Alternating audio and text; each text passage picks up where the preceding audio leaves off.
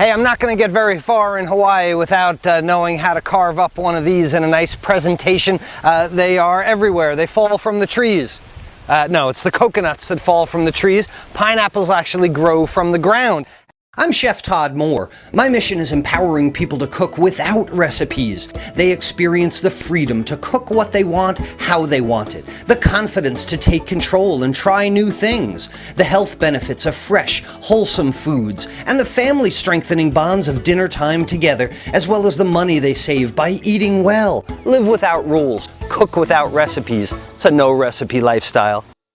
And your pineapple should be relatively green when you buy it. It will get more yellow as it ripens. We can tell because it ripens from the root end, the bottom, through the top. So if you get a pineapple and it's very mushy on the bottom here, it's overripe. You don't want it. A green pineapple that you sit in your windowsill for a day or two will ripen really nicely for you. But let me show you a great way to make a really nice plate presentation. Get rid of the really hard, chalky eyes that are in here and be able to show someone. The first thing is we can get rid of some of the top if you'd like. It makes it a lot more difficult to carve through. Just carve the top off the pineapple there. I'll set that aside and brush that aside for now.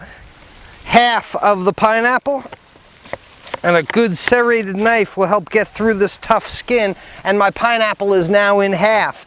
The half of the pineapple needs to be quartered right through the middle.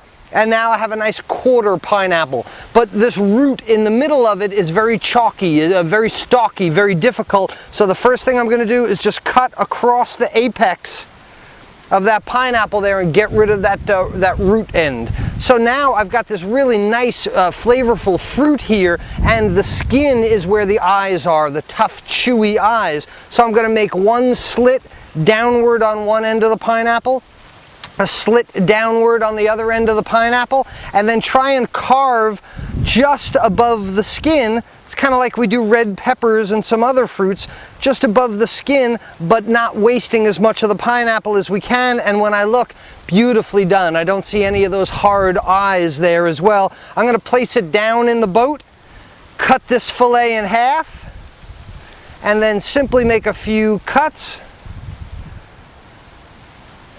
that way.